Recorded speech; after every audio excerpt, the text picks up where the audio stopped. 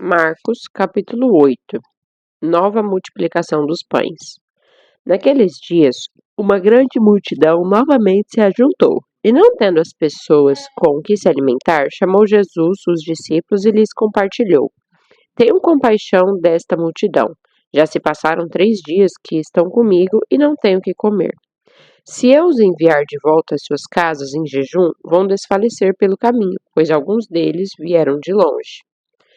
Entretanto, os discípulos alegaram: Onde neste lugar desabitado seria possível alguém conseguir pão suficiente para alimentar a todos? Indagou-lhes Jesus: Quantos pães tendes? Ao que afirmaram eles: 7. Então ele orientou o povo a reclinar-se sobre o chão.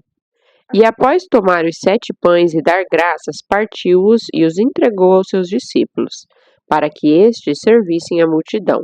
E assim foi repartido entre todas as pessoas. Havia também alguns peixes pequenos. Da mesma forma, ele deu graças e ordenou aos discípulos que os distribuíssem. Todas as pessoas ali reunidas comeram até se saciar, e ainda recolheram 7 cestos grandes, cheios de pedaços que sobraram. Na multidão havia cerca de 4.000 homens. Então Jesus despediu-se do povo.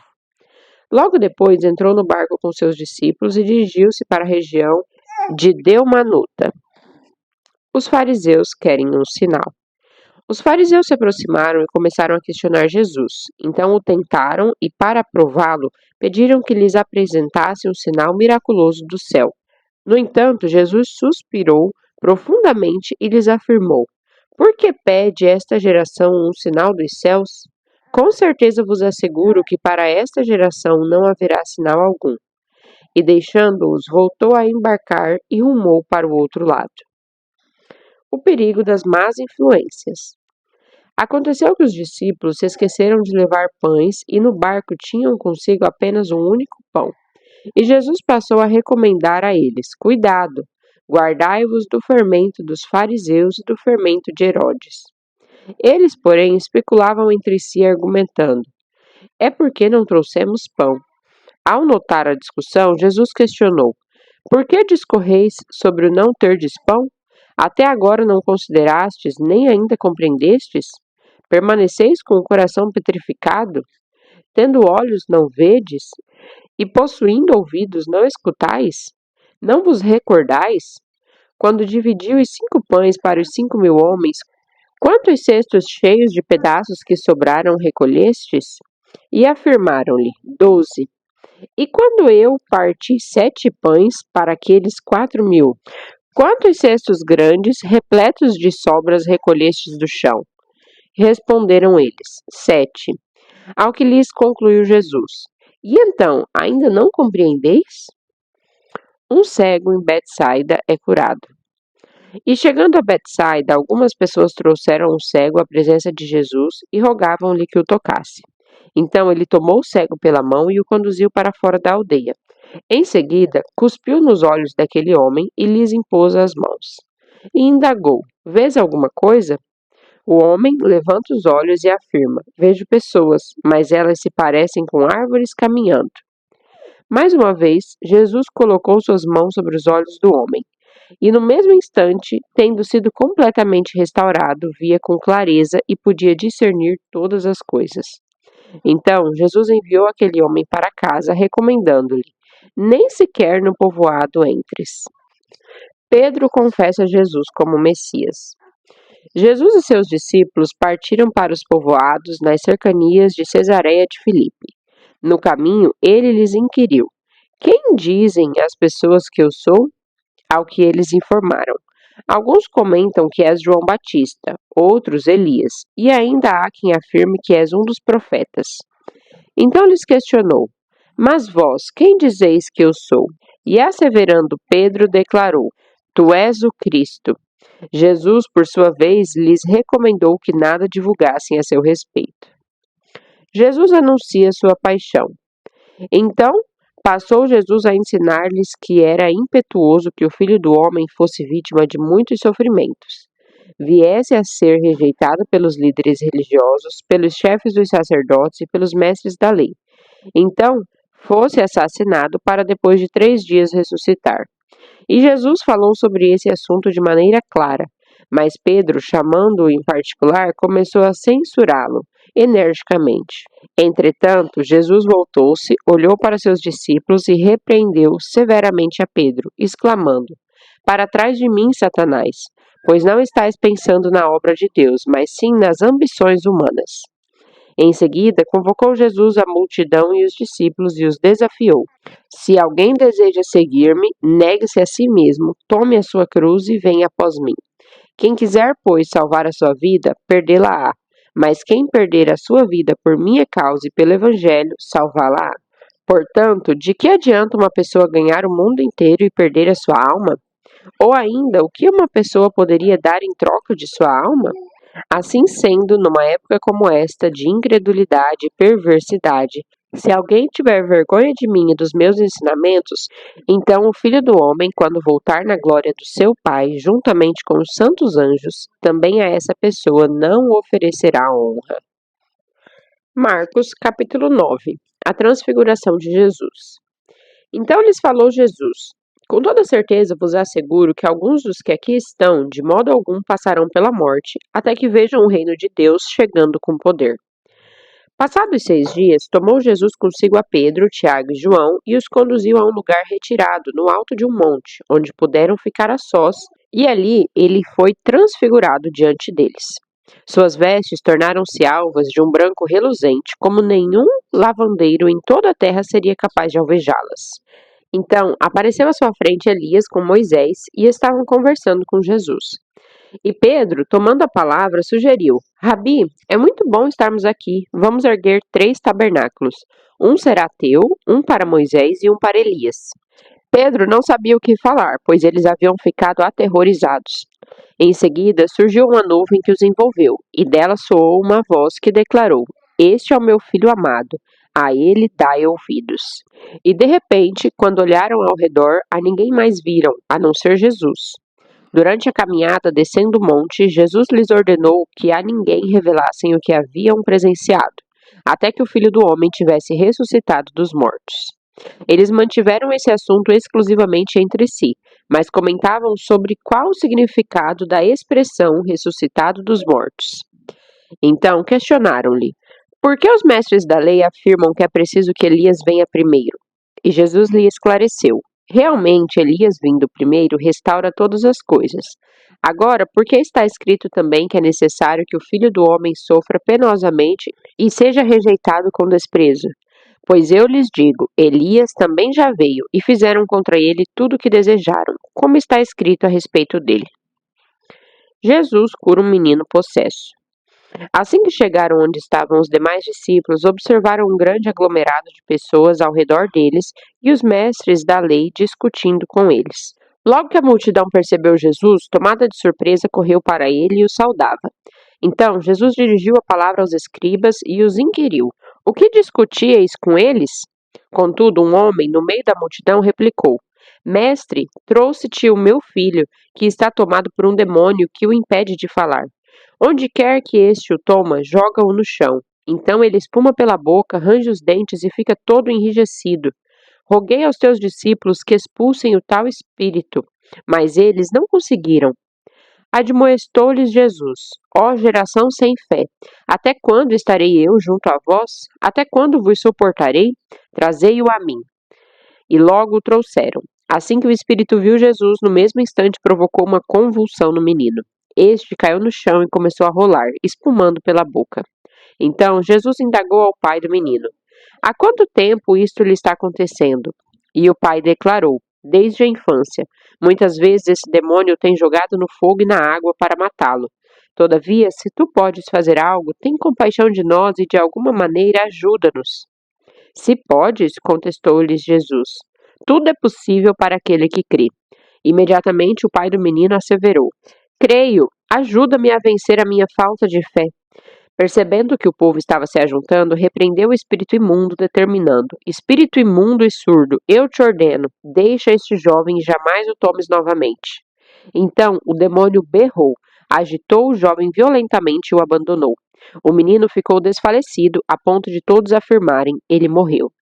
Entretanto, Jesus, pegando a mão do menino, levantou e ele ficou em pé. Mais tarde, quando Jesus estava em casa, seus discípulos o consultaram em particular. Por que razão não fomos capazes de expulsá-lo? E Jesus advertiu: essa espécie de demônio só é expelida com oração e jejum. O segundo anúncio da paixão.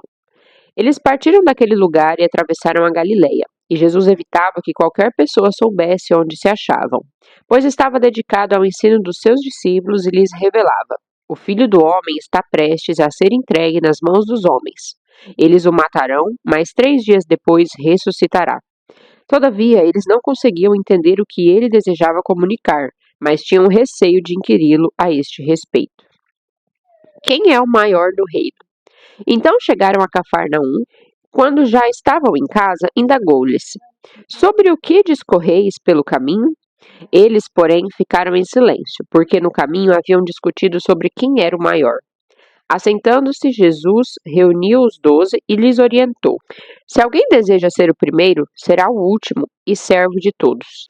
E, conduzindo uma criança, colocou-a no meio deles e, tomando-a nos braços, revelou-lhes: quem recebe uma destas crianças, por ser meu seguidor, do mesmo modo estará a mim recebendo. E qualquer que me recebe, não está apenas me recebendo, mas igualmente aquele que me enviou. Quem não é contra está a favor. Contou-lhe João: mestre, vimos um homem que em teu nome estava expulsando demônios e procuramos impedi-lo, pois afinal ele não era um dos nossos. Não o impeçais, ponderou Jesus. Ninguém que realize um milagre em meu nome é capaz de falar mal de mim logo em seguida. Portanto, quem não é contra nós está a nosso favor. Com toda certeza vos asseguro, qualquer pessoa que vos der de beber um copo de água pelo fato de pertencerdes a Cristo, de maneira alguma perderá sua recompensa. Evitar o pecado a todo custo. Se alguém fizer tropeçar um destes pequeninos que creem em mim, seria melhor que fosse lançado no mar com uma pedra de asno amarrada no pescoço. E se a tua mão te fizer tropeçar, corta-a, pois é melhor entrares para a vida mutilado do que possuindo as 2 mãos ires para o inferno, onde o fogo que arde jamais arrefece. Naquele lugar os teus vermes devoradores não morrem, e as chamas nunca se apagam. E se o teu pé te fizer tropeçar, corta-o, pois é melhor entrares para a vida aleijado do que tendo os 2 pés seres lançado no inferno, onde o teu verme não morre e o fogo é inextinguível. E ainda, se um dos teus olhos te levar a pecar, arranca-o. É melhor entrares no reino de Deus com apenas um dos teus olhos do que, possuindo os 2 olhos, seres atirado no inferno. Naquele lugar os teus vermes devoradores não morrem e as chamas nunca se apagam. Os cristãos são o sal da terra, pois todos serão salgados com fogo. O sal é bom, mas se o sal perder o seu gosto, como restaurar as suas propriedades? Tende o bom sal em vós mesmos e vivei em paz uns com os outros. Marcos, capítulo 10. Casamento e separação. Partindo dali, foi Jesus para a região da Judéia e para o outro lado do Jordão. E outra vez grande multidão chegou-se a ele e, como era de seu costume, passou a ensinar as pessoas ali reunidas. Alguns fariseus se aproximaram de Jesus e, para colocá-lo à prova, questionaram: é permitido ao homem separar-se de sua esposa? E inquiriu-lhes Jesus: o que lhes ordenou Moisés? E eles replicaram: Moisés permitiu que o homem desse à sua mulher uma certidão de divórcio e a mandasse embora. Esclareceu-lhes Jesus: Moisés vos deixou escrita essa lei por causa da dureza dos vossos corações. Entretanto, no princípio da criação, Deus os fez homem e mulher. Por esta razão, o homem deixará pai e mãe e se unirá à sua esposa, e os 2 se tornarão uma só carne. Dessa forma, eles já não são 2, mas sim uma só carne. Portanto, o que Deus uniu, não o separe o ser humano. Mais tarde, quando estavam em casa, uma vez mais os discípulos indagaram Jesus sobre o mesmo assunto. Então, ele lhes explicou: todo homem que se separar da sua esposa e se unir a outra mulher, estará cometendo adultério contra sua esposa. Da mesma maneira, se uma mulher se divorciar do seu marido e se casar com outro homem, estará igualmente caindo em adultério. Jesus abençoa as crianças. E aconteceu que as pessoas traziam crianças para que Jesus lhes impusesse a mão, mas os discípulos repreendiam o povo. Todavia, quando Jesus notou o que se passava, ficou indignado e lhes advertiu: Deixar vir a mim os pequeninos, não os impeçais, pois deles é o reino de Deus. Com toda certeza vos asseguro: aquele que não receber o reino de Deus como uma criança jamais terá acesso a ele. Em seguida, abraçou as crianças, impôs-lhe as mãos e as abençoou. O homem que deseja possuir tudo. E colocando-se Jesus a caminho, correu um homem ao seu encontro e, ajoelhando-se, indagou-lhe: Bom mestre, o que devo fazer para herdar a vida eterna? E replicou-lhe Jesus: Por que me chamas de bom? Ninguém é bom a não ser um, que é Deus. Tu conheces os mandamentos: não matarás, não adulterarás, não furtarás, não dirás falso testemunho, não enganarás ninguém, honra teu pai e a tua mãe. Ao que o homem declarou: Mestre, tudo isso tenho obedecido desde a minha adolescência. Então Jesus o olhou com compaixão e lhe revelou: Contudo, te falta algo mais importante. Vai, vende tudo o que tens, entrega-o aos pobres, e receberás um tesouro no céu. Então vem e segue-me. Diante disso, o homem abateu-se profundamente e retirou-se entristecido, pois possuía muitos bens. Com Deus, tudo é possível. Então Jesus, observando ao redor, declarou aos seus discípulos: Quão difícil é para aqueles que possuem muitos bens ingressar no reino de Deus. Os discípulos ficaram perplexos diante de tais palavras. No entanto, Jesus insistiu em lhes afirmar: Filhos, entrar no reino de Deus é de fato muito difícil. É mais fácil passar um camelo pelo fundo de uma agulha do que um rico entrar no reino de Deus. Os discípulos ficaram muito assustados e comentavam uns com os outros: Sendo assim, quem conseguirá se salvar? E Jesus, fixando neles o olhar, lhes revelou: Para o homem isto é impossível, todavia não para o Senhor, pois para Deus tudo é possível. Então Pedro começou a declarar para Jesus: Eis que nós tudo abandonamos para te seguir. Garantiu-lhes Jesus: Com toda certeza vos asseguro que ninguém há que tenha deixado casa, irmãos, irmãs, mãe, pai, filhos ou bens, por causa de mim e do Evangelho, que não receba já no presente 100 vezes mais em casas, irmãos, irmãs, mães, filhos e propriedades, e com eles perseguições, mas no mundo futuro a vida eterna. Todavia, muitos primeiros serão últimos e muitos últimos serão primeiros. Jesus outra vez prediz sua paixão. E sucedeu que estavam no caminho subindo para Jerusalém, Jesus à frente os conduzia. Os discípulos estavam admirados, enquanto os demais seguidores sentiam medo. Uma vez mais ele reuniu à parte os 12 e compartilhou o que lhe aconteceria. Eis que subimos para Jerusalém, e o Filho do Homem será entregue nas mãos dos chefes dos sacerdotes e dos mestres da lei. Eles o condenarão à morte e o entregarão aos gentios, que zombarão dele, lhe cuspirão, torturarão e finalmente o matarão. Contudo, após 3 dias ele ressuscitará. No reino, o servo é o mais poderoso. Foi então que Tiago e João, filhos de Zebedeu, chegaram mais perto dele e lhe solicitaram: Mestre, desejamos que nos concedas o que vamos te pedir. E lhes indagou Jesus: Que quereis que eu vos faça? Ao que rogaram: Permite-nos que na tua glória nos assentemos um à tua direita e o outro à tua esquerda. Ponderou-lhes Jesus: Não sabeis o que estáis pedindo. Podeis vós beber do cálice que eu vou beber e ser batizados com o batismo com que estou sendo batizado? Podemos, replicaram eles. Então Jesus lhes revelou: Sim, bebereis o cálice que eu bebo, e de fato recebereis o batismo com que eu sou batizado. Todavia, o assentar-se à minha direita ou à minha esquerda não cabe a mim conceder. Esses lugares pertencem àqueles para quem foram preparados. Assim que os outros 10 ouviram esse assunto, ficaram indignados contra Tiago e João. Jesus, por sua vez, os convocou e orientou: Sabeis que aqueles que são considerados governantes das nações as dominam e as pessoas importantes exercem poder sobre elas. Contudo, não é assim que ocorre entre vós.